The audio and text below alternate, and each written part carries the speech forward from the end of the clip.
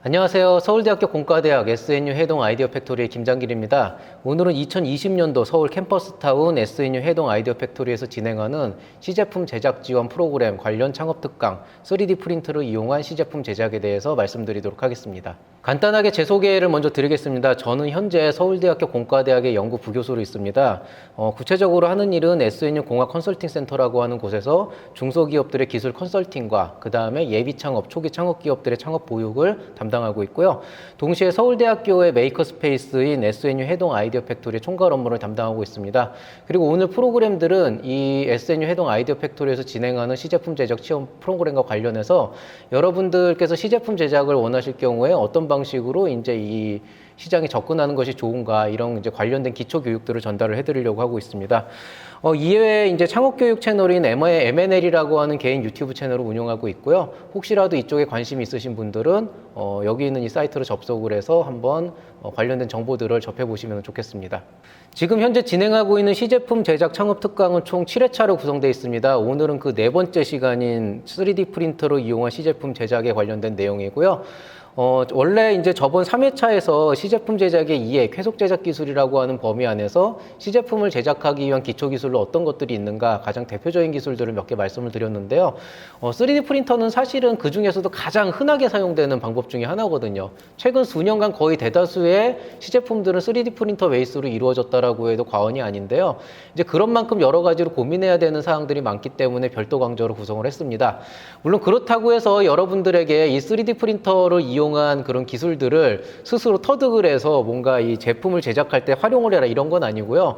어차피 장비를 활용하는 부분이나 설계를 하는 부분, 모델링을 하는 부분은 전문가의 손을 빌리는 게 가장 깔끔하고 여러분이 스스로 뭐 필요에 의해서 뭐 자금의 부족이나 여러 가지 인력 난으로 인해서 스스로 공부를 해서 이런 것들을 활용하는 방법도 물론 좋겠지만 사실 그것보다는 이거는 외주를 맡기더라도 어쨌든 3D 프린터를 이용한 경우가 많다 보니까 가장 기본적인 3D 프린터의 습성이나 아니면 이런 공정에 대한 이해가 좀 뒷받침이 되어야 실제로 여러분이 어떤 비용을 들여서 외주를 맡긴다고 하더라도 원하는 결과물을 좀 빨리 뽑아낼 수가 있거든요. 그래서 그런 부분에 대해서 말씀을 드리는 거기 때문에 뭐 오늘 이거 하나를 들은다고 해서 이제 뭐 3D 프린터의 대가가 된다거나 이런 느낌이라기보다는 그냥 앞으로 활용하는데 되게 좋은 기초 지식 습득이라고 생각을 해주시면 되겠습니다.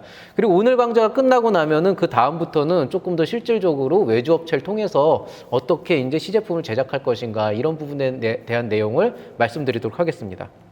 자, 먼저 제조 공정의 기초 원리에 대해서 잠깐 말씀을 드리겠습니다. 이거 실제로 제가 3회차에서 한번 말씀을 드렸던 내용인데요.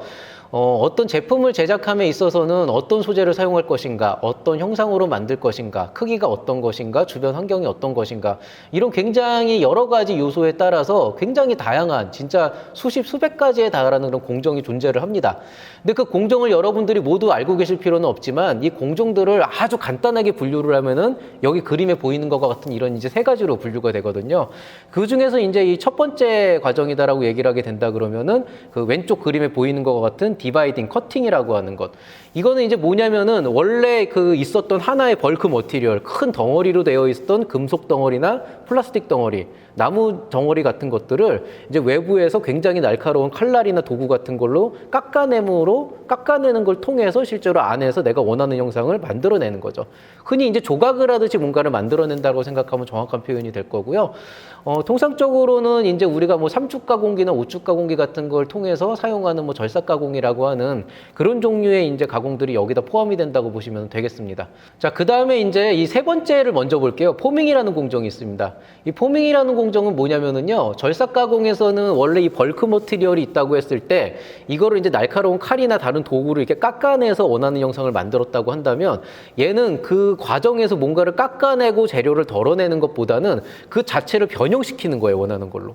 그러니까 뭐 예를 들어서 쇳덩어리를 이렇게 뜨겁게 달궈가지고 이렇게 쾅쾅쾅쾅 두들겨서 이제 원하는 형태로 만든다든지 아니면은 뭐 예를 들어서 쇳덩어리나 플라스틱 덩어리들을 이제 녹여가지고 주형에 부어서 원하는 형태로 이제 굳힌 다음에 끄집어낸다든지 이런 것들은 어떤 재료를 깎아낸다는 개념보다는 원래의 재료를 다른 형태로 이제 바꿔놓는 거잖아요. 이런 걸 우리가 보통 포밍이라고 얘기를 합니다. 그리고 이제 오늘 말씀드릴 3D 프린터라고 하는 건 이 가운데 보이는 멀징, 애딩이라고 하는 이 공정에 해당이 되는데요. 이건 이제 뭐냐면은 같은 종류의 재료로도 좋고 다른 종류의 재료라도 좋은데 어쨌든 그 재료들을 재료를 차곡차곡 이제 합쳐가지고 새로운 어떤 하나의 형태를 만드는 거죠. 아주 간단하게는 조립이라고 하는 개념으로 이해를 하셔도 되고요. 근데 이제 3D 프린터라고 얘기를 하게 되면은 제가 기본적인 공정 자체는 이따가 말씀을 드리겠지만은 밑에서부터 이제 재료를 녹여서 차곡차곡 쌓아나가는 거거든요. 이거는 이제 우리가 흔히 적층이라고 얘기하는데 이 적층하는 공정도 광의적인 의미에서는 재료들을 계속 합쳐나가는 과정이니까 멀징이나 에딩에 포함된다고 할 수가 있겠죠. 대표적인 현 시점에서는 가장 대표적인 공정이라고 생각할 수 있고요. 그런 이제 그 멀징이나 에딩에서 최근 수년간 가장 많이 널리 쓰였던 건 3D 프린터입니다. 실제로 이 4차 산업혁명의 시작이 인공지능과 이 3D 프린터에서부터 시작이 됐다고 봐도 과언이 아니고요. 사실은 4차 산업혁명이 처음 시작됐을 때 이 3D 프린터에 대한 관심이 굉장히 많이 높았어요. 왜냐하면은 그 당시에 이슈가 있었던 게 이제 뭐냐면은 이 3D 프린터를 이용해가지고 이 유튜브인가 어디선가 이 총을 만들어가지고 실제로 발사하는 영상을 누군가 올린 적이 있었거든요. 그러면서 야 이제는 저 3D 프린터라는 거 진짜 3차원으로 뭔가 프린팅을 할 수 있는 기술을 가지고 총 같은 것도 만들 수 있구나 그래가지고 막 선풍적인 그 관심을 끌게 되면서 인류의 어떤 그 차세대 어떤 새로운 가공 기술로 이제 확 부상을 하게 됐는데 근데 이제 이게 사실 치명적인 단점이 있어서 결국에는 기존의 공정들을 모두 다 바꿀 것이다라고 기대했던 거와는 다르게 그러지는 않았고요. 그냥 기존에 할 수 없었던 거를 할 수 있는 새로운 형태의 공정 기술이라고 하는 그런 개념으로 이제 받아들여지게 됐죠. 그래서 이 3D 프린터라고 하는 게 사실은 예전에는 래피드 프로토타이핑이라고 해서 원래 한 80년대부터도 있었던 기술이에요. 실제로 원리도 거의 똑같게 있었어요. 원리도 똑같게 있었는데 그 당시에는 래피드 프로토타이핑이라 그래서 보통 RP라고 얘기하는데요. 그런 RP 공정을 수행하기 위한 그런 장치들이 이제 대기업 같은 데에서 아주 기본적인 형상을 뽑아낼 때 썼던 장치들이거든요.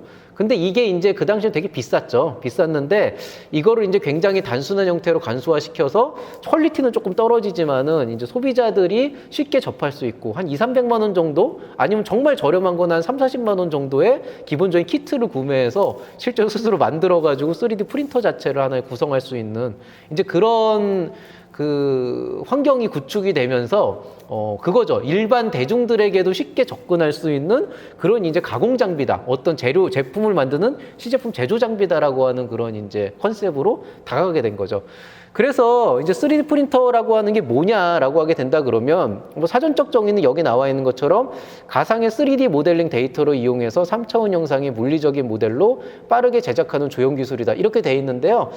사실 이 3D 프린터에 대한 것들을 이해를 하시려면은 무슨 스파이 영화나 공상과학 영화 같은 거 보면은 이렇게 어디에서 이렇게 스캐닝을 딱 뜬 다음에 거기에서 갑자기 뭐 이런 조그만 장비 같은 거 꺼내놓으면은 뭐가 갑자기 쥐잉 하면서 뭐 이렇게 재료가 쌓아지면서 이렇게 무슨 뭐 사람 얼굴 같은 거 형상 나오고 뭐 그런 거 있잖아요. 그런 것들이 이제 3D 프린터의 기본 형태라고 보시면 됩니다. 즉, 내가 3차원 형상의 어떤 모델을 만들어 놓고 그 설계 파일을 기계에다 입력을 하면은 그 기계가 그 모양대로 재료들을 쫙 밑에서부터 쌓아가지고 그걸 만들어주는 장치가 되는 거죠.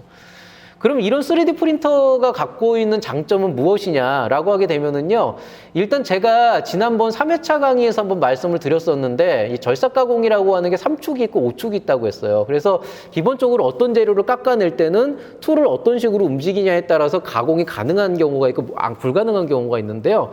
이 3D 프린터 같은 경우에는 기본적으로 아래에서부터 차곡차곡 쌓아나가는 방식이기 때문에 이론상으로는 실제로 그 형상 자체가 가공이 불가능한, 제작이 불가능한 형상은 없다라고 보시면 됩니다.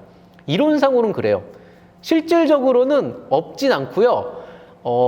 있기는 있는데 이걸 어떻게 이해를 하시면 되냐면은 불가능하진 않지만 실제로 만들어 보면 원하는 정도의 퀄리티로는 안 나올 수 있다. 이 정도로 이해하시면 되는데 일단 장점으로는 여기 나와 있는 것처럼 어찌 됐건 간에 기존에 있었던 그런 제품 대비 복잡한 현상의 제품을 만들 수가 있다. 그 다음에 여러 가지 형상을 만들 수가 있으니까 디자인의 영역이 제한되지 않는다. 그 다음에 일단 모델링만 있으면 만들어주는 거는 지가 알아서 만들어주니까 적어도 우리가 절삭 가공이나 이런 프레스 판금 같은 걸 하는 것처럼 뭐 금형 설계를 해야 된다거나 뭐 절삭 가공상에 뭐 툴 패스를 고민해야 된다거나 이런 고민이 없거든요. 그냥 모델링만 나오면 돼요. 그래서 특별히 기술이 없는 사람도 어쨌든 뭔가를 만들 수 있다. 이런 장점이 있고요. 그 다음에 이제 다품종 소량 생산이 가능하다. 이게 뭐냐면은 그냥 모델 하나 주면 지가 거기 맞춰서 뽑아주니까 사람마다 옵션을 다 다르게 해가지고 되게 여러 가지를 뽑아낼 수가 있다는 거죠. 그러니까 개인 맞춤형 생산이 가능하다 뭐 이런 장점이 있죠. 뭐 그 다음에 이제 나머지 3개는 뭐 4개는 뭐 그렇게 크게 중요한 건 아니니까 읽어보시는데요. 요거는 되게 재밌는 내용이네요. 정확한 물리적 복제가 가능해진다. 이게 굉장히 매력적인 요소예요.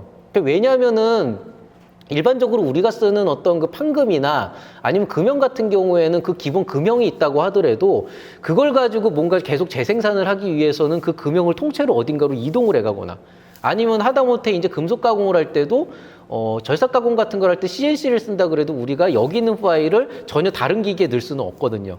그런데 3D 프린터 같은 경우에는 STL이라고 하는 확장자로 끝나는 그 기본 틀만 있으면 그거를 각각의 기계에 맞는 형태로 바로 변환을 해서 뽑아낼 수가 있기 때문에 이론상으로는 제가 그냥 이메일로 디자인 파일 하나만 보내주면은 언제 어디서든 어떤 기계로도 그 영상을 뽑아낼 수 있다라고 하는 장점이 나오는 거죠. 그러니까 정확한 물리적 복제가 가능하기는 하다는 거예요. 자, 그런데 이렇게 훌륭한데 왜 3D 프린터가 4차 산업혁명의 선두주자가 안 됐냐. 기존에 안 되던 게 다 되는데 말이죠. 그 이유가 있습니다. 그 이유가 바로 지금 여러분이 화면에서 보시는 이런 이유 때문인 거죠. 첫 번째, 복잡한 형상의 제품을 만들 수 있다. 자, 이게 이제 뭐가 문제냐면은요. 뭐 예를 들어서 뭐 제 얼굴 형상과 같은 이런 이제 형상을 만들고 싶다고 한번 생각을 해봅시다. 이걸 만들려면은 그 3D 프린터에 명령을 줘야 되잖아요. 이런 모양을 만들어라고 명령을 주려면 이런 모양에 대한 데이터가 있어야 되잖아요. 차라리 제 얼굴이면 스캐너로 스캔해서 그걸 그냥 던져주면 되는데 만약에 그게 기존에 없었던 거고 내가 지금 완전히 새롭게 만들어야 되는 그런 형태라 그런다면은 어쨌든 3D 프린터에 명령을 내리기 위해서 내가 거기에 관련된 설계 파일을 만들어서 그 안에다 넣어야 된다는 거죠. 그게 무슨 얘기냐? 3D 디자인을 해야 된다고요, 누군가는. 그러니까 대부분 저희 쪽에 이제 상담 오시는 분들이 어떤 상태로 많이 오시냐면은 정말 그런 경우 있어요. 본인이 아예 그 출력 파일을 갖고 와요. 그러면 저희가 할 일은 넣어보고 이게 우리 장비에서 뽑힐 수 있는 조건인가 아닌가만 판단해서 뽑힐 수 있으면 지원을 해드려요. 근데 어떤 경우가 있냐면 머릿속에 생각만 담아오는 분들이 있어요. 그 와가지고 이제 A4 용지 찍찍 그리는 거예요.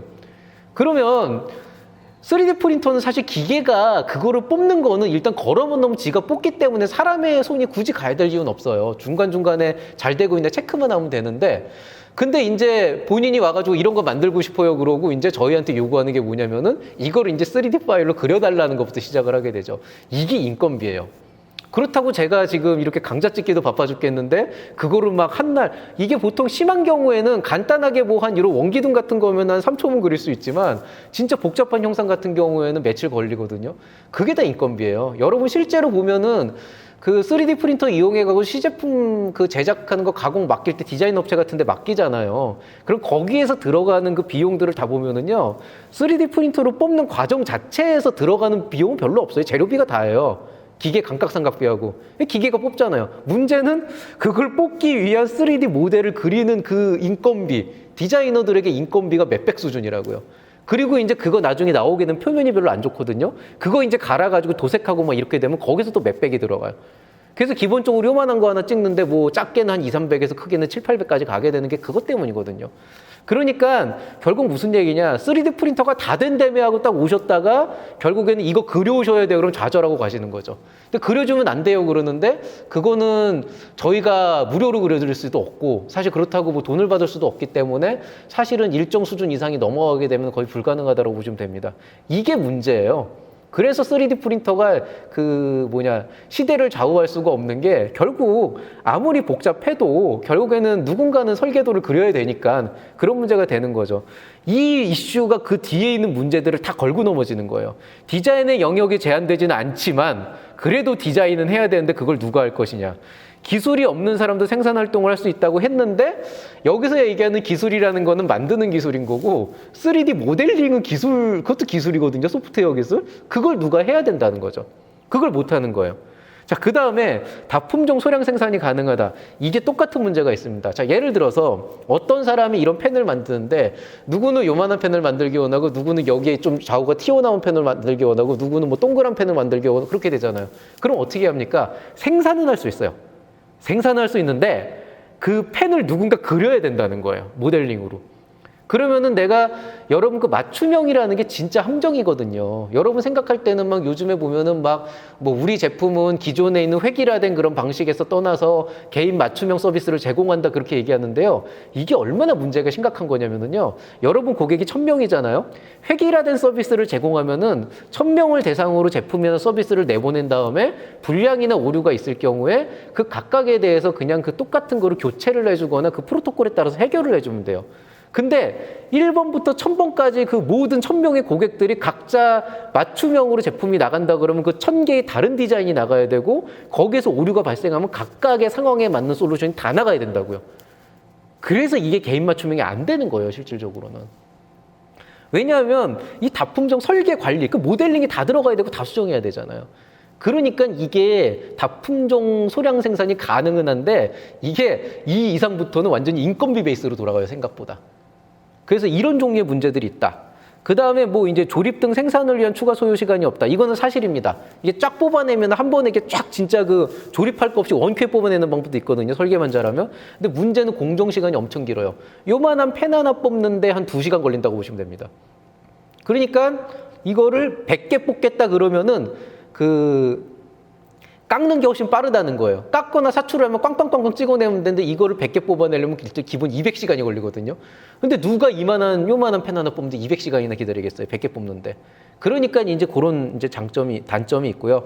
낭비되는 부산물은 뭐 딱 필요한 것만 인쇄하니까 적기는 한데 이제 상대적으로 재료비가 너무 비싸가지고 그냥 개당 단가로 보면 그렇게 비싸 보이진 않아요. 보통 뭐 FDM 방식 같은 경우에 롤러 나가는 35,000원 정도니까 그렇게 보면 살만한데 실제로 내가 여러 개 뽑는다 그러면 이 제품 단가, 개별 단가 따져보면은 확실히 사출이나 이런 거보다는 비싸긴 합니다. 그 다음에 정확한 물리적 복제가 가능해진다라고 하는데 이게 이제 이 소프트웨어 기반으로 하는 사람이 하드웨어 기반으로 하는 사람과 그 충돌하는 가장 큰 이유 중에 하나입니다. 기계가 안 따라줄 수가 있어요. 그러니까 무슨 얘기냐면 여러분이 어떤 디자인 파일을 가지고 3D 프린터에 이 파일을 걸어서 출력을 하는 것까지는 좋다 이겁니다. 확실히 저희가 갖고 있는 기계 어디에 걸어도 혹은 그 파일을 다른 어떤 곳에 보내서 다른 기계로 출력해달라 그래도 그 모형대로 뽑는 건 가능한데요. 문제는 거기 있는 기계가 우리 있는 기계하고 우리가 갖고 있는 기계하고 똑같은 퀄리티에 똑같은 크기에 똑같은 형상의 제품을 뽑아낸다라고 하는 보장이 없게 되는 거죠. 왜냐하면 어쨌든 브랜드마다 기기의 특성도 다르고 조건도 다르기 때문에 실질적으로 정확한 물리적 복제가 현실적으로는 불가능하다. 심지어는 똑같은 기계라고 하더라도 하나는 축이 조금 어긋나가지고 약간 오류가 있을 수도 있잖아요. 그럼 똑같은 물리적 복제라는 게 가능하지는 않은 거죠.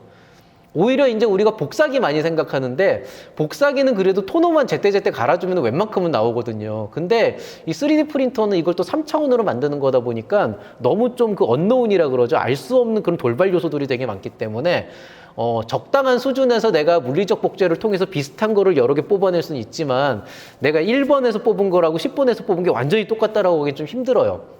근데 그게 이제 적정 수준에선 똑같기 때문에 그 정도 차이가 인정이 되면은 전혀 문제가 없는데 만약에 이제 정말로 똑같아야 되는 상황이면 사실 3D 프린터로 들어가면 안 되는 거죠. 그래서 이런 부분에 대해서 좀 고민을 한번 해보셔야 됩니다. 자, 기본적으로 그러면 3D 프린팅은 어떤 식으로 이루어지냐? 3D 프린팅의 기본 원리는 아주 간단한데요. 일단 기본적으로는 그 물질, 내가 프린트하려고 하는 물질을 바닥에서부터 차곡차곡 쌓아 나가는 거예요. 어떻게 쌓느냐의 문제예요. 자, 제가 찰흙을 가지고 뭔가를 쌓아가면서 만든다 그러면 어떻게 할까요? 찰흙을 조금 떼어가지고 원하는 형태로 만들어서 바닥에 붙이죠. 그 다음에 또 떼어가지고 원하는 형태로 쪼물쪼물거리고 그 위에 또 붙이고 또 띄워가지고 쪼물쪼물해서 붙이고 이런 식으로 해서 이제 우리가 만들 수 있거든요. 그거를 기계가 하는데요. 기계는 이제 어떤 식으로 하냐면은 재료에 따라서 다른데 재료가 이제 크게 세 종류가 있어요. 고체 소재가 있고요. 그 다음에 액체 소재가 있고요. 그 다음에 기체 소재는 없습니다. 참고로 기체 소재는 없고 분말 형태로 되어 있는 소재가 있습니다. 고체 소재하고 분말 소재는 조금 다른데요. 여기서 보통 고체 소재라고 하는 거는 필라멘트라 그래서 굉장히 길게 이렇게 늘어져 있는 그냥 플라스틱 실 같은 거예요. 그 실을 어떻게 하냐면은 글루건 같은 거 아시는 분 있을지 모르겠는데 굉장히 조그만 노즐을 통해서 그 실을 딱 밀어가지고 뜨겁게 달구면 그 실이 녹아가지고 머리카락 두께만한 그 실 같은 크기 이렇게 빠져나오거든요. 그걸 가지고 밑에다가 차곡차곡 그림을 그리면서 쌓는 거예요. 하나하나 쌓습니다. 그렇게 해서 만드는 게 이제 3D 프린터의 고체 소재를 적정하는 방법. 이제 조금 이따 장단점을 보여드리겠지만 가장 흔한 방법이죠. 그 다음에 액체 소재는 뭐냐면은요, 액이 있어요. 액체가 있는데 그 여러분 치과 같은 데 가면은 이 보형물 할 때 보면 이 갈아낸 다음에 거기에다가 뭐 이렇게 무슨 액상 같은 거 바른 다음에 거기에 뭐 무슨 막대기 집어넣어서 이렇게 빛을 이렇게 딱 비추거든요. 그게 경화시키는 거예요. 보통 큐어링 한다 그러는데 그 효과를 이용해 가지고 액상으로 되어 있는 투명한 형태의 그 원재료가 있으면은 그 위에다가 내가 레이저로 포커싱을 해서 그 포커싱한 부분만 광경화 반응을 통해 가지고 굳힐 수가 있다고요. 그래서 그걸 쫙 굳힌 다음에 한 층씩 그 위로 쌓아가는 그런 방법이 있습니다. 분말 소재는 거의 비슷한 형태인데 이제 그 고체 소재하고 액체하고 조금 약간 혼합된 형태인데요. 어떻게 하냐면은 그 평판이 있다 그러면 거기 분말을 확 뿌려요. 그 다음에 레이저를 쏴가지고 분말을 이렇게 굳혀줍니다. 녹여가지고 지들끼리 붙게 만들어요. 그 다음에 그 위에 분말을 다시 뿌려요. 그 다음에 그 위에 또 다시 굳혀주고 또 분말 뿌리고 레이저 쏴서 굳혀주고 그렇게 해서 쌓아나가는 방식이죠. 이거 외에도 굉장히 다양한 형태가 있는데 뭐 기본적으로 우리가 3D 프린터 일반적으로 볼 수 있는 형태다 그러면 이 세 가지 정도가 기본 원리고 이걸 이제 굳히는데 플라스틱을 그냥 녹여서 굳히냐 아니면은 뭐 그 금속 분말을 녹여서 붙이냐 이거에 따라서 조금씩 성향이 달라지고 뭐 이런 게 있습니다. 일단 뭐 유형별 3D 프린팅 기술이라고 해서 지금 제가 여기 이제 6가지를 예시를 들어줬는데요. 이거를 하나하나 설명드리진 않을 거예요. 이게 지금 뭐 원리 얘기하는 거는 아니니까 하나하나 설명드리진 않을 거고 이거 말고도 굉장히 많이 있는데요. 일반적으로 이제 여러분이 그냥 좀 알아두면 좋을 것 같은 거는 이제 퓨즈드 디포지션 모델링이라 그래서 그 FDM 방식, 압출 적층 조형. 이게 이제 가장 흔하게 있는 3D 프린터 유형이죠. 저희도 이제 많이 갖고 있고 어지간한 메이커 스페이스에 반드시 하나쯤은 있는 게 바로 이 FDM 방식이죠. 가격이 저렴하고 생산 속도 굉장히 그래도 비교적 나쁘지 않은 편이고 일단 뭐 필라미트 가격이 워낙 싸고요. 또 부담 없이 쓸 수가 있어가지고 제작 비용도 싸고 이제 빠른 뭐 그런 거고요. 다만 이제 아셔야 될 거 제작 속도가 비교적 사실은 그나마 빠른 편입니다. 이걸로 뽑았을 때 요만한 거 하나 뽑으면 2시간 걸린다는 거예요. 그 다음에 이제 제가 아까 말씀드렸던 그 액상을 굳혀가지고 쓰는 방식이라고 하는 거 있죠. 이게 이제 여러분께서 이게 정확하게 어떤 모양인가 아시려면은 그냥 유튜브에다가 그 3D 프린터라고 해서 뭐 FDM이나 SLA나 쳐면은 되게 대표적으로 많이 나오거든요. 뭐 그거를 그냥 한번 찾아보시면 될 것 같아요. 광경화 수지 조형은 아까 말씀드렸듯이 이제 그 빛에 반응하는 액상 그 플라스틱 액체를 이용해서 그 원재료를 이용해서 거기에다가 이제 레이저를 쏴가지고 굳혀나가는 방식이고요. 장점을 얘기를 하자면은 굉장히 얇고 미세한 형상이 가능해서 우리가 흔히 얘기하는 FDM 방식으로 뽑은 그런 3D 프린터보다 훨씬 더 우수한 품질의 조형물을 얻을 수가 있습니다. 단점은 뭐냐면은요. 정말 가공 속도가 느려지고요. 제작 속도가 느려지고 그 다음에 이게 소재에 제약이 있어가지고 좀 잘 깨지는 편입니다. 쪽이 잘 나요. 그래서 강도나 경도 좀 약한 편이다. 자, 그 다음에 이제 선택적 레이저 소결 조형이라고 해서 SLS 방식이 있고, 그 다음에 직접 레이저 소결 조형 DLS가 있고, 뭐 이런 것들이 있는데요. 이 두 개는 비슷한데 이제 파우더를 뿌려가지고 레이저로 거길 가열시켜서 응고시키는 방법이거든요. 정밀도 굉장히 높고요. 재료도 뭐 플라스틱에서부터 유리, 금속까지 굉장히 다양한 형태로 쓸 수 있고, 강도도 웬만큼 나오는데요. SLA 방식 조금 전에 말씀드린 것보다 훨씬 더 느리고요. 시간이 오래 걸리고 가격도 되게 비쌉니다. 이런 계열들은요, 보통 이렇게 말씀드리면 되겠네요. 압출 적층 조형 FDM 같은 경우는 요만한 필라멘트를 이제 롤 형태로 팔고 있는데 그 한 롤이 보통 3만 원에서 4만 원 정도예요. 액상 SLA 방식이라고 하는 건 보통 키로 단위로 파는데 1kg 한 통에 한 30만 원 정도 합니다. SLS나 DLS나 뭐 이런 종류의 계열들은요, 그 통으로 파는 게 아니고 보통 장비가 이만하거든요. 그 이만한 장비에 이렇게 탱크 단위로 교체를 하는데요. 한 번 교체할 때마다 몇백이 들어가요. 심한 경우에는 그 처음 넣을 때 뭐 1억 이렇게 들어가는 장비들도 있어요. 그래가지고 이 뒤로 가면 갈수록 점점 더 이제 비싸진다. 그럼 무슨 얘기냐? 여러분이 만약에 어떤 메이커 스페이스에 가가지고 이제 시제품 제작 의뢰를 하는데 진짜 좋은 장비로 제대로 된 걸 뽑아내고 싶다 그러면 가능은 한데 이제 단가가 이제 뭐 2배, 3배가 아니고 뒤에 공 하나가 더 붙는 그런 기적을 보실 수가 있을 겁니다. 그래서 일반적으로 여러분이 좋은 제품을 정말 품질 좋게 처음부터 잘 뽑아내고 싶은 마음은 알겠는데 대부분의 디자인 업체들이 이런 단점을 알기 때문에 그냥 FDM 방식으로 일단 러프하게 뽑아낸 다음에 그걸 갈아가지고 도색하는 형태로 많이 만들어요. 그게 가장 포멀하고 실제로 퀄리티도 제일 믿을 만한 게 나옵니다. 그러니까 사람 손을 많이 타는 거죠. 근데 이제 뒤쪽으로 가면 갈수록 점점 더 퀄리티 있는 수준 높은 제품을 뽑아낼 수 있는 거는 사실입니다. 뭐 늘 말씀드리지만은 일단 시제품 제작 쪽으로 들어가면은 절대 돈은 거짓말 안 한다는 거 절대적인 법칙이 성립하니까 거기에 대해서 고민을 하세요.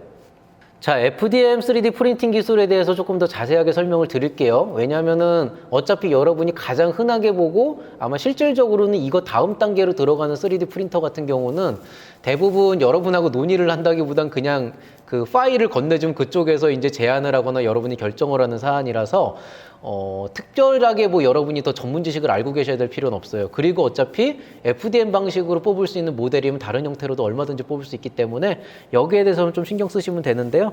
일단 뭐 구체적인 동작 원리에 대해서는 그 밑에 있는 그림에 있는 것처럼 이 유튜브 강좌를 이용해 가지고 보시면 되는데요. 그냥 유튜브 채널에다가 FDM 3D 프린터 이렇게 쓰시면 그냥 너무 많이 나와 가지고 이걸 굳이 여기서 다룰 필요는 없을 것 같아요.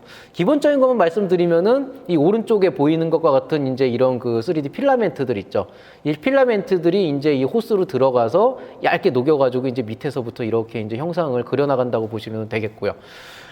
이거를 이제 여러분이 그 공정 자체를 머릿속에서 조금 더 현실적으로 이해를 하시려면은 어떤 방법을 생각을 하시면 되냐면은요. 이 오른쪽에 그리는 그림 있죠.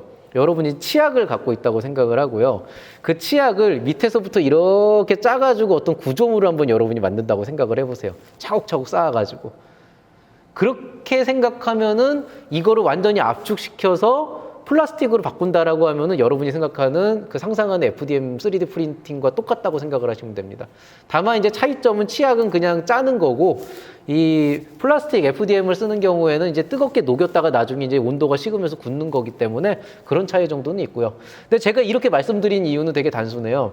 이렇게 치약을 짜가지고 뭔가를 만든다라고 생각을 해보시면은 여러분이 상식적으로 생각을 해봐도 만들기 어려운 형상이 나와요. 실제로. 미리 말씀을 드리면 이런 컵 같은 걸 만든다 그러면은 치약을 만들 때 어떻게 되겠어요? 이게 지금 거꾸로 점점 이렇게 그 역구배가 지어져 있잖아요. 그럼 얘 같은 경우에는 밑에 깔고 그 위에 깔 때 여기다 조금 옆으로 나올 거고 그 위에 깔 때 조금 옆으로 나올 거고 좀 옆으로 나올 거고 이런 식으로 되면은 점점 가다가 이제 그 옆으로 이렇게 휘어버리는 그런 현상이 생기거든요. 3D 프린터 할 때 실제로 이런 문제가 좀 있어가지고 사실은 이거를 해결하기 위한 부분이 이제 소프트웨어적으로 되게 많이 구현이 돼 있어요. 그래서 여러분이 세팅만 제대로 하면 특별히 그런 문제가 안 생기겠지만은 어쨌든 뭐 이런 것들을 한번 고민을 해보셔야 되겠습니다. 자, 그러면 제가 아까 말씀드렸던 바와 같이 3D 프린터로 어떤 제품을 뽑아내기 위해서는 기본적으로 여러분께서 모델을 만들어야 된다고 얘기를 했잖아요.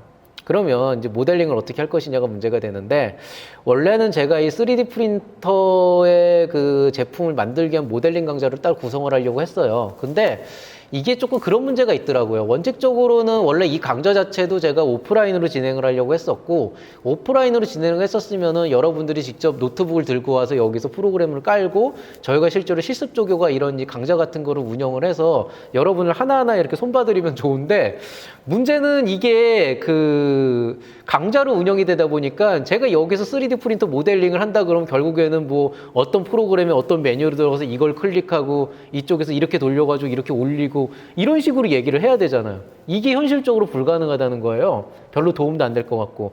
그래서 그냥 이거는 제가 여러분들에게 정말 이거를 공부하고 싶으신 분은 요즘에 유튜브 상에 관련된 강좌들도 있고 심지어 그 소프트웨어 업체에서도 그 강좌를 제공을 해요. 그런 튜토리얼을 한 번 정도 따라해 보시면 금방 익힐 수 있는 부분이라 제가 여기서 강좌로 다루지는 않겠습니다. 다만 이제 프로그램 하나 추천을 시켜드릴게요. 일반적으로 3D 프린터를 위해서 쓸 수 있는 프로그램들이 있는데요. 흔히 이제 가장 흔한 프로그램이 이제 팅커캐드라고 하는 그런 프로그램이 있어요. 근데 그거는 제가 그렇게 추천을 안 하는 게 할 수 있는 베리에이션이 너무 적어가지고 아주 기본적인 뭐 그냥 형상? 네모난 거 동그란 거 이런 거 만드는 건 좋지만은 너무 툴이 단순해가지고 여러분이 원하는 시제품 정도의 레벨을 뽑아내기는 좀 쉽지가 않습니다. 그래서 이제 그나마 조금 여러분이 비용적인 그 부담을 덜면서 그 다음에 상대적으로 어느 정도 그래도 좀 규모가 있으면서 또 컴퓨터 사양이 낮아도 돌아갈 수 있는 그 정도 프로그램 중에 가장 이제 추천할 만한 거는 오토데스크사에 나오는 퓨전 360이라고 하는 검색해보시면 바로 나옵니다. 이런 이제 디바이스가 있습니다. 이 장치를 실제로 쓰면은 여러분이 이제 기본적으로 3D 모델링을 할 수 있는 가장 기본적인 툴을 얻게 되는데요. 이거를 추천하는 이유는 얘가 개인한테는 그 1년간 무료로 뿌리게 돼 있어요. 그래서 기본적으로 여러분이 이제 그 여러분 이메일 같은 거로 접속을 해서 가입을 하게 되면은 어쨌든 1년 동안 무료로 사용할 수 있기 때문에 여러분이 시제품을 만드는 과정에서 크게 어려움은 없을 것이다. 뭐 만약에 뭐 이제 1년이 지나갔다 그러면 다른 이메일로 받으면 되는 거니까 뭐 그렇게 생각을 하시면 되겠고, 이제 학교나 관공서 같은 데서는 이게 무료로 풀려 있습니다. 아예 라이센스가 아카데믹 버전이 따로 있거든요. 이제 그걸 이용하시면 아예 라이센스 고민 없이 좀 많이 활용을 하실 수가 있겠죠. 퓨전 360을 쓰는데 뭐 좀 다른 거 대비 좀 딸리지 않냐 그러는데요. 방법이 달라서 그렇지 어지간한 것들은 다 됩니다. 근데 이제 순수하게 3D 모델링을 원한다 그러면은 실질적으로는 이거보다는 더 다양한 형태의 프로그램들이 있는데, 이제 뭐 솔리드웍스나 프로 엔지니어, 뭐 카티아 이런 이제 전문가용 툴이 있는데요.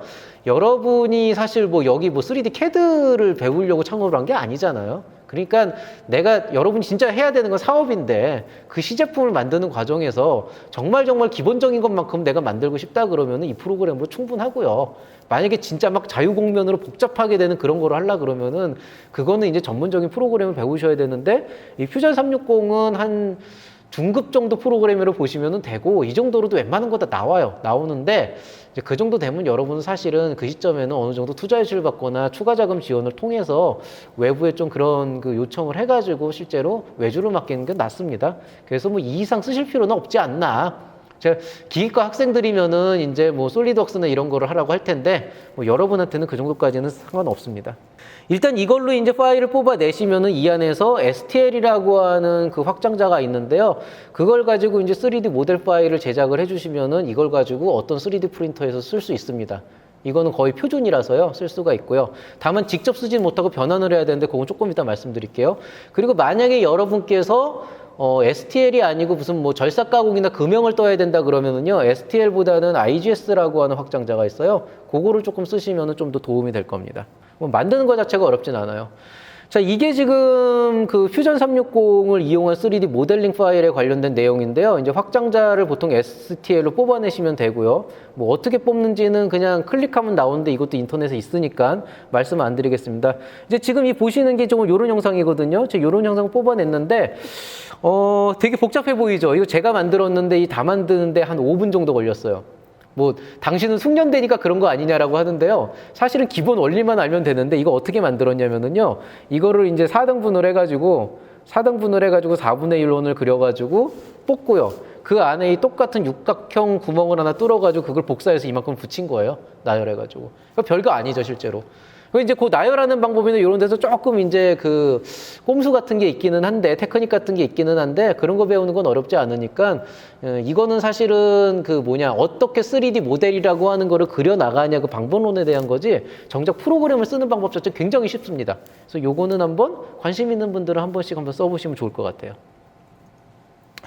여러분이 이제 STL 파일을 뽑아낸다라고 하면은 대부분의 3D 프린터에서 그거를 바로 불러들여가지고 그냥 쫙 찍어주면 얼마나 좋겠습니까? 근데 그렇지가 않아요. 왜냐면은 3D 프린터마다 조건이 다 다르고, 어떤 건 노즐이 하나짜리가 있고, 어떤 건 노즐이 막 3-4개짜리가 있고, 어떤 거는 막 멀티 노즐 해가지고 몇십 개가 달린 것도 있고, 굉장히 다양한 형태의 3D 프린터가 있기 때문에 실질적으로는 해당 프로그램에서 요구하는 설정을 줄 수 있도록 우리가 변환을 해줘야 됩니다.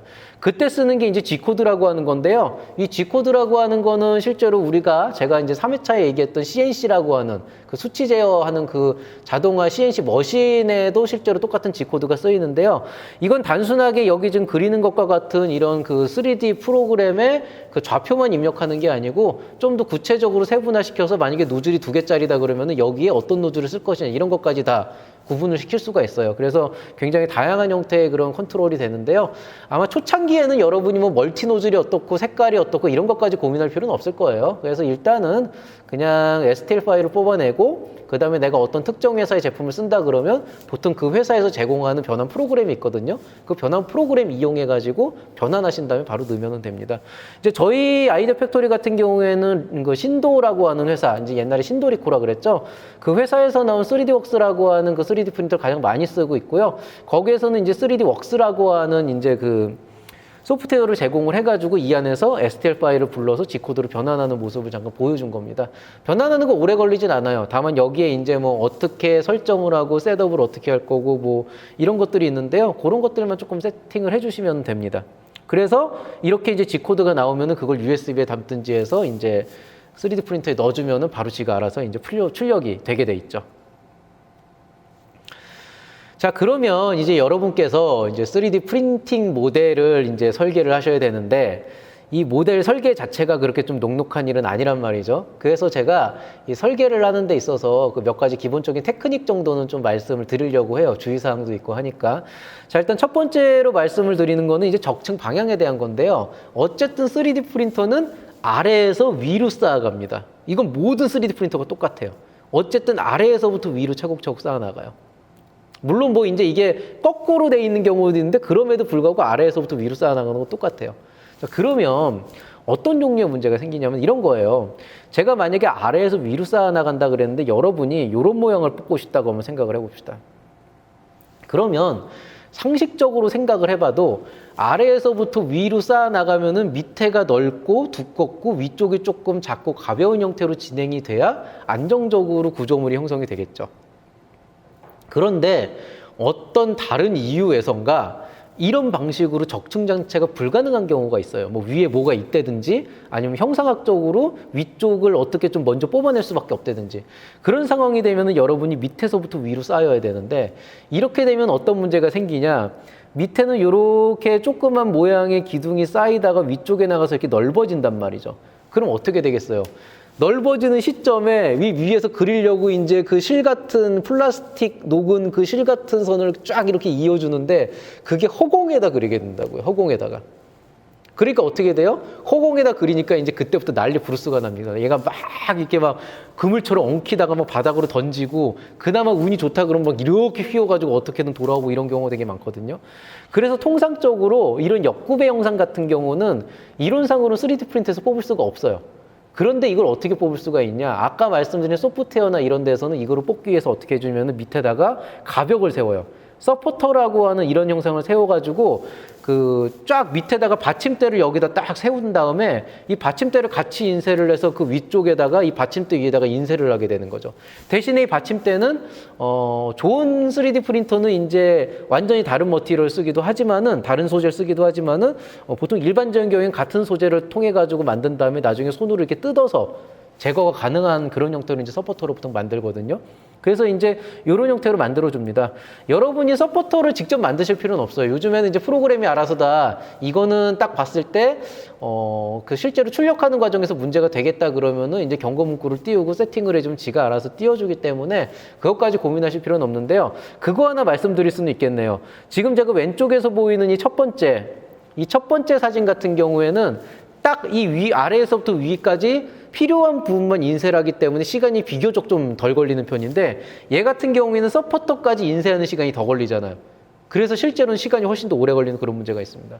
반대로 어떤 사람은 피치 못하게 이렇게 눕혀가지고 가공을 해야 된다 그러면 마찬가지로 이 밑부분에 필요한 만큼만 서포터가 쌓이게 됩니다. 그 서포터 뭐 정확하게는 여기에서 한 반구 정도까지 가는데, 뭐 정확하게는 반은 아니고 한 3분의 2 정도까지만 올라가고 그 위에는 조금 이렇게 어긋나는 건 보정이 되거든요. 그렇게 해서 보통 이제 출력을 하는데요. 개인적으로는 이렇게 눕혀가지고 동그란 걸 출력하는 건 그렇게 원하진 않는 게요.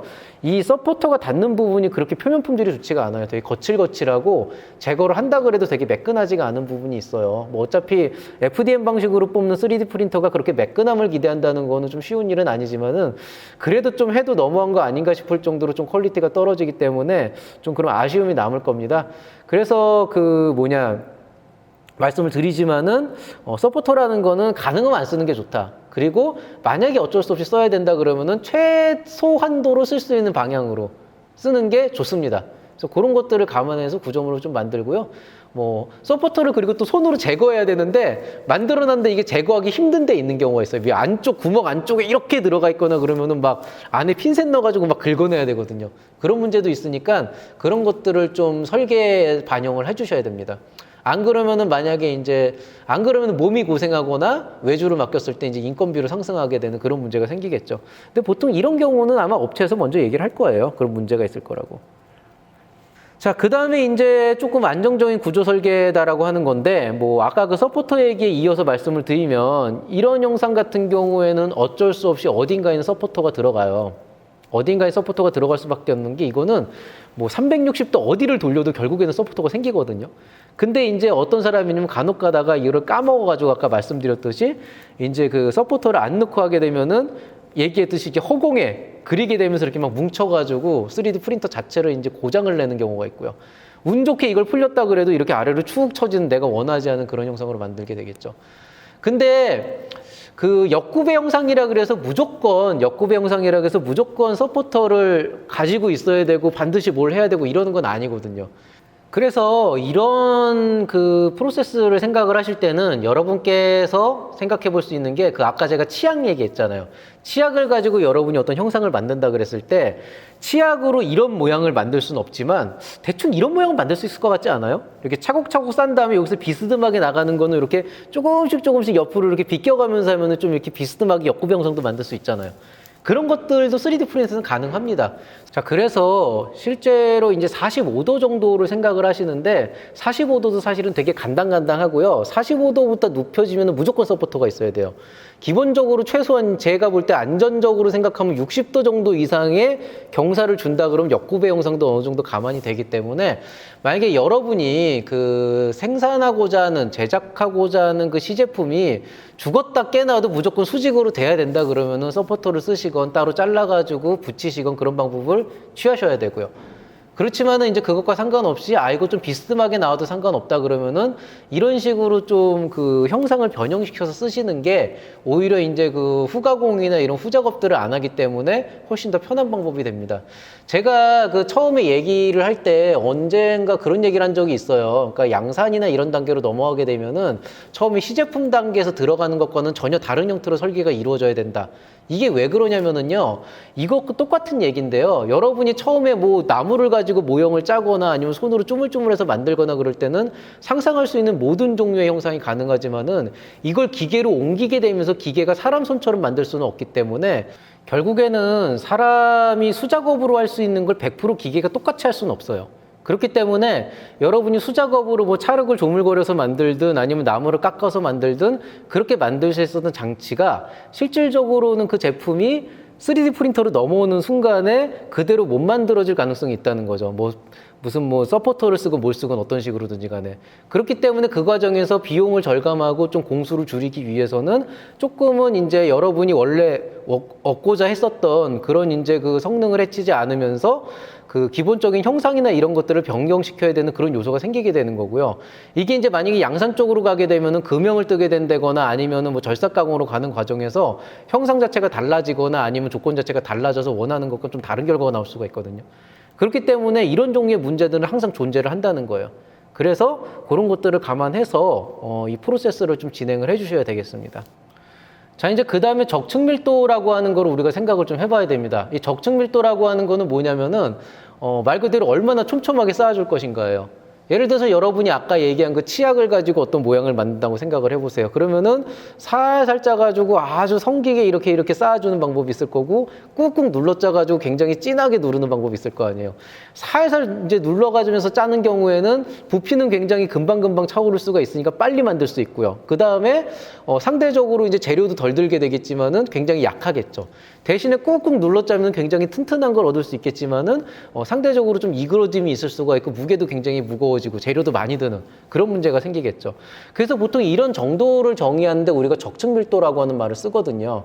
그 밀도의 기준이 뭐 몇 퍼센트가 얼마냐 이거를 따지는 건 그렇게 쉬운 일은 아니에요. 쉬운 일은 아닌데 굳이 얘기를 하자 그러면은 완전히 촘촘하게 빈 공간 하나도 없이 나오는 제일 아래쪽에 있는 게 한 100% 정도로 보시면 되고요. 완전히 겹치는 거 없이 완전히 그냥 그 서로 그냥 딱 맞닿기만 할수록 아래층하고 위층이 맞닿기만 하게끔 쌓는 방법이 있는데 그런 것들을 우리가 보통 0%까지 볼 수가 있겠죠. 근데 뭐 극단적인 0%로 쌓는 경우는 거의 없죠. 왜냐하면 그 정도 되면 너무 약하기 때문에 일반적으로는 그 중간 단계에는 20-30%에서 50% 정도의 적층을 하는 경우가 많고요. 어떤 적층률이 제일 좋냐 그럼 그거는 조금 조건 따라 달라요.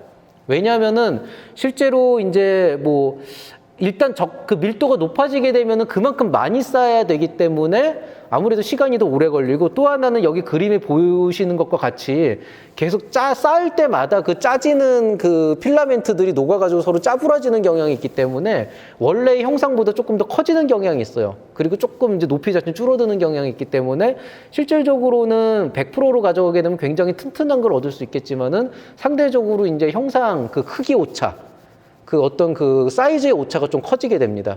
이게 조금 유의미하게 커져요. 막 뭐 센치 단위로 차이가 나진 않는데 적어도 이제 뭐 구멍이 있고 축이 있다 그래서 그걸 맞추는 데는 조금 이제 영향이 있을 정도의 그런 오차가 실제로 생기게 되거든요. 그 반대로 이제 또 그러면은 한 30% 정도로 쌓으면 어떠냐 그러면은요. 보통은 좋아요. 보통은 이제 시간도 빨리 되고 적당히 가볍고 하니까 초기 시제품을 뽑아내는데 크게 나쁘진 않은데요. 문제는 이제 여기 사용되는 게 이제 PLA라고 해가지고 예전에 말씀드렸지만은 이제 옥수수 전분 같은 걸 이제 굳혀가지고 만든단 말이죠. 이게 얘네들이 생분해성이라서 빛을 받으면 조금 약해지는 부분도 있고, 문제는 이 안에 있는 간극이 눈으로는 절대 안 보이는데 이게 무시할 수 없는 간극이에요. 어떻게 무시할 수가 없냐?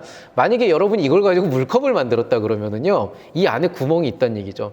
이 간극을 너무 크게 하면은요, 물을 딱 부었을 때 겉으로 볼 때 멀쩡해 보이는데 시간이 지나면 안에서 물이 새 나와 있어요. 이거를 뭐 30% 50%까지 하게 되면은 물이 새 나올 정도는 아닌데 약간 날씨가 더워진다거나 난로 옆에 둔다 그러면 이게 이제 조금씩 늘어나고 하면서 구멍이 좀 이렇게 틈이 생기거든요. 그럼 또 물이 새 나와요. 이런 종류의 문제가 있기 때문에 용도에 따라서는 가끔 100%가 필요한 경우도 있는데요. 보통 기본 옵션으로 할 때는 3D 프린터라는 것 자체가 원래는 그냥 시제품, 진짜 형상을 보고 기본적으로 동작 하나냐 안 하냐를 보는 거지 완제품을 뽑아내려는 게 목적이 아니기 때문에 보통은 한 30%에서 조금 튼튼한 거 얻고 싶으면 50% 정도로 왔다 갔다 하긴 합니다. 근데 뭐 이런 거야 뭐 그냥 여러분이 경험상 처음에는 좀 러프하게 뽑아가지고 형상만 보고 그 다음에 이제 이 정도면 좀 괜찮은데 좀 더 견실하게 단단하게 뽑고 싶다 그러면 적층 밀도 조금씩 높이면 되는 문제라서 요거는 뭐 그냥 기본적으로 이런 게 있다라고만 알고 계시면 되겠습니다. 자, 뭐 기본적으로 여기까지 하게 되면은 이제 3D 프린터에 대한 내용이 지금 거의 끝나게 되는데요. 여기에다가 제가 페이지에 넣을까 안 넣을까 고민을 하다가 한 가지 사항만 더 끝으로 말씀을 드릴게요. 이 3D 프린터를 가지고 뽑게 됐을 때 제일 골치 아픈 경우 중에 하나가 이게 열을 가해가지고 짜낸 다음에 식히는 방식이다 보니까 짜내서 식히고 이렇게 하다 보면은 뜨거운 상태에 적층이 되고 식고 뜨거운 상태에서 적층이 되고 식고 하다 보면은 슬슬 이 부피가 줄어들잖아요. 뜨거웠다가 식으면 부피가 줄어들잖아요. 이 줄어드는 정도가 계속 누적이 되면 얘가 변형이 일어나요. 그래서 웬만하면은 이 뜨거워졌다 식는 속도를 최대한 늦추면서 아래부터 위까지 이제 쌓은 다음에 한 번에 줄어들게끔 하는 그런 이제 과정이 필요한데 보통 그 정도까지 온도 컨트롤이 되는 건 일반적으로 산업용 프린터에서 되고요. 이것도 아무래도 한계가 있거든요. 그래서 이게 참 아이러니한데요. 3D 프린터 같은 경우에는 일반적으로 그것 때문에 겨울에 사용하는 게 그렇게 좋지 않습니다. 특히 추운 겨울에 사용하게 되면은 어떤 장비로 어떻게 이용한다 그래도 그 안에를 막 히터로 빵빵하게 막 온도를 유지하면서 하지 않는 이상은 결국에는 그 열변형으로 얘 가지고 좀 덩치 자체가 크면 조그만 건 상관없는데 큰 제품을 뽑을 때는 어딘가 휘고 이렇게 뒤틀어지는 이런 현상이 반드시 생겨요. 한 요 정도만 돼도 생겨요. 한 20cm 정도만 돼도. 그래서 겨울에는 웬만큼은 안 쓰면 되는 거고요. 어떤 분들은 그러면은 겨울에는 다른 이제 그 요법을 쓰면 되지 않냐 그러는데 아까 뭐 레이저를 써가지고 뭐 소결을 하는 그런 방식들도 결국엔 열로 하는 거기 때문에 똑같은 종류의 문제가 갖고 있고 S레이 방식 같은 경우가 이제 그 광경을 하는 거니까 열이 발생 안 하니까 조금 낫지 않을까 싶은데 얘는 또 문제가 뭐냐면은 겨울이 되면은 그 레진이라 그러죠. 그 원재료, 액체 원재료가 얼어요. 그래가지고 제대로 동작을 안 해요. 화학 반응이 안 일어나요, 잘. 그래가지고 막 이상하게 나오고 그래요. 그래서 일반적으로는 차라리 여름이 좀 나아요. 이런 3D 프린터를 뽑을 때는. 그래서 한겨울이 됐을 경우에는 아무리 잘 뽑아도 좀 그런 부분에 문제점은 있다. 그런데 이제 이런 3D 프린터 가지고 되게 작업들 많이 하는 그런 이제 시제품 제조업체들은 또 이런 것들에 대한 노하우도 있기 때문에 그런 부분들 감안해서 또 실제로 해주긴 해줄 겁니다. 근데 이제 이런 계절에 따른 온도에 따른 차이에서 뒤틀림이 나올 수도 있다. 그러니까 그런 것들이 만약에 발견이 됐다라고 하면은 수정을 요구할 수는 있을 거예요. 여러분이 뭐 돈을 주고 맡긴 시제품 제조업체라면은 당연히 이제 퀄리티를 뽑아내야 되니까 수정을 요구하고 그런 것들을 할 수는 있겠지만은 기본적으로 그런 영향이 있을 수 있다라고 하는 건 머릿속에 두고 있어야 나중에 혹시라도 뭐 이거 오늘 뽑으면 내일 찾아가면은 바로 모레 쓸 수 있겠지 이런 좀 그 계획을 조금 이제 넉넉하게 잡아가지고 여러분이 시간에 쫓기지 않는 그런 일정을 쓸 수 있을 거라고 생각을 합니다.